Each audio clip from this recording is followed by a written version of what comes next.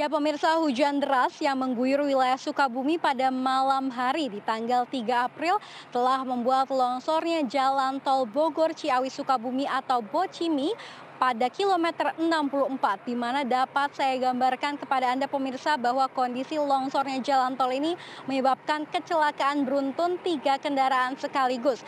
Di mana seperti yang ada di belakang saya ini adalah longsornya jalan, bahwa longsornya ini ada kurang lebih berdasarkan informasi yang kami terima ini sedalam 20 meter.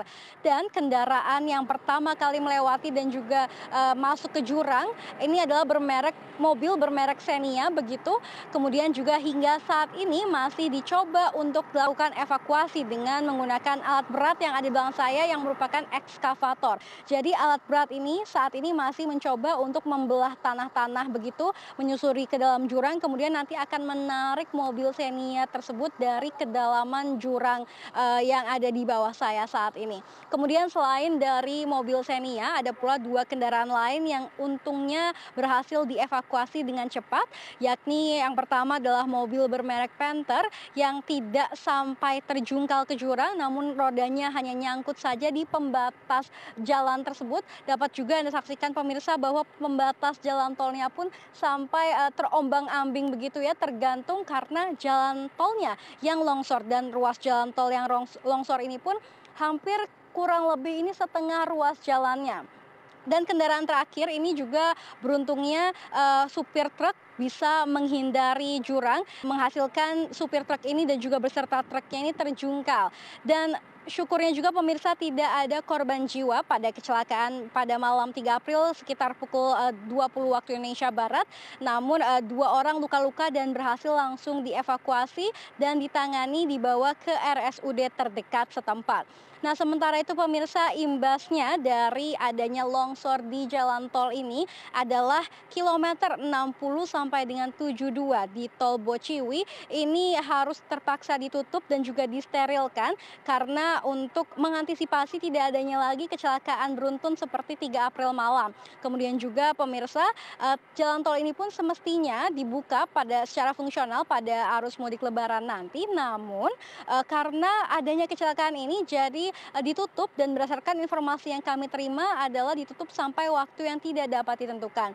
Sementara itu juga dugaan mengapa terjadinya longsor adalah berdasarkan keterangan dari pihak BUJT, pemilik konsesi atas jalan tol ini yakni PT Trans Jabar Tol, mengungkapkan bahwa hal ini adalah karena hujan deras pada malam hari itu, kemudian juga kontur tanah di Sukabumi ini memang gak tinggi kadar airnya dan menyebabkan gampangnya terserap air dan menyebabkan juga longsor yang cepat. Jadi tebing ini gampang terkikis begitu.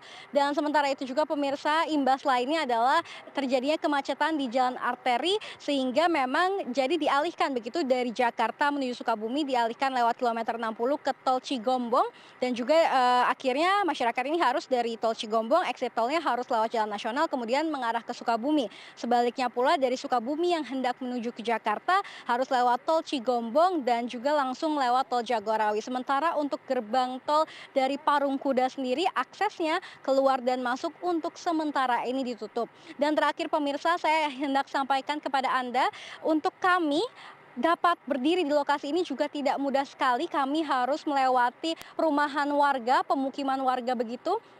Dan sepanjang kurang lebih jaraknya adalah 2 km, dan jalan kami ke sini juga tidak dapat dilewati oleh kendaraan baik mobil maupun motor, harus dengan berjalan kaki karena memang kami melewati tebing-tebing, bahkan tanah yang sangat ekstrim sekali, sangat-sangat rentan begitu untuk sangat-sangat rentan tanahnya begitu ya. Jadi kami pun bahkan tadi harus melewati bawah jembatan dari tol ini. Sementara itu memang jalan tol pun ditutup karena kondisi tanah ini sekarang masih sangat bergeser. Demikian saya sampaikan dari Sukabumi, saya Shania Altas dan juru kamera Angga Yosua, tim liputan CNBC Indonesia.